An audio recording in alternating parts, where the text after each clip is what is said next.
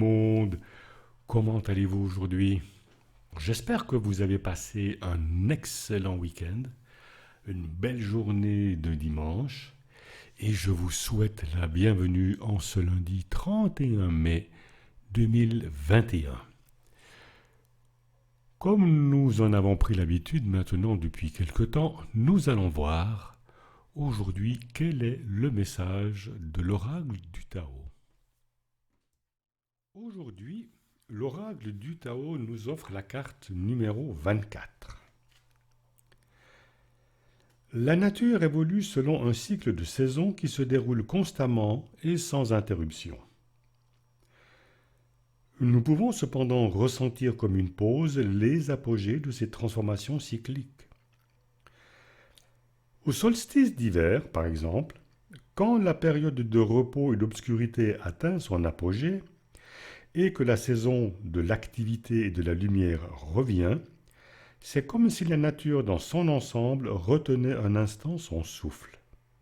Un mouvement subtil s'opère, perceptible uniquement par ceux qui ont affiné et développé leur sensibilité au point de percevoir même ce qui ne pourra jamais être saisi comme un instant donné dans le temps. Bien que la neige recouvre encore le sol, une stimulation se produit sous la surface de la Terre et elle est ressentie au plus profond de tous les êtres vivants. Par la suite, les premiers signes visibles de la vie renouvelée apparaîtront de toutes parts.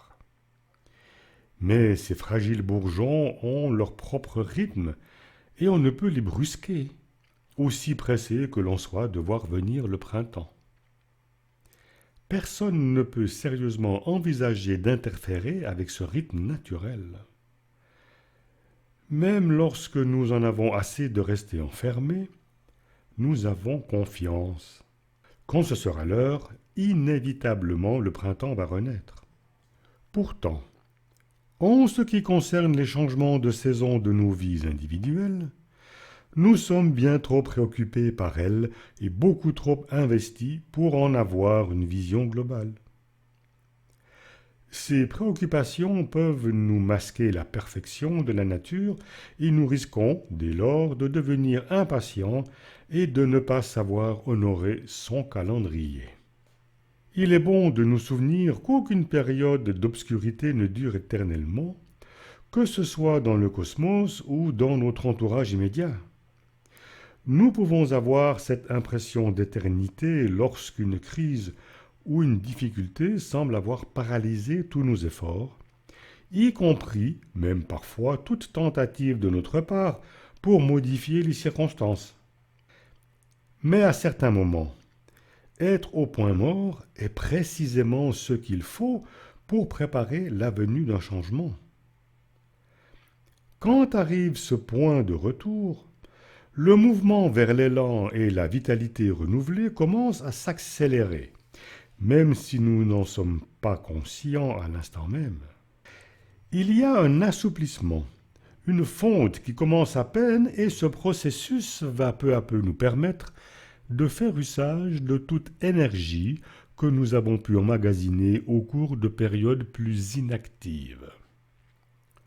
Quand vous êtes physiquement malade, vous savez que vous devez ralentir vos activités, vous retirer et vous reposer pour pouvoir totalement récupérer. Toute idée que vous pourriez avoir de vous retaper en un clin d'œil de façon énergique provient d'une incompréhension de ce qui est réellement nécessaire. Lorsqu'il y a eu une période d'inactivité, arriver au point de retour signifie que ce qui était épuisé va maintenant à nouveau abonder, que ce qui était figé va se dissoudre. Mais cela va se faire naturellement, sans que vous interveniez. Une fois que le flux de la vie a recommencé à circuler, votre force va croître naturellement, votre apparence deviendra plus lumineuse et vous verrez plus clairement quelles sont les prochaines étapes à accomplir. La détente et la confiance sont les attitudes intérieures qui conduisent à la compréhension la plus profonde, à savoir que tout évolue comme il se doit, de manière parfaite.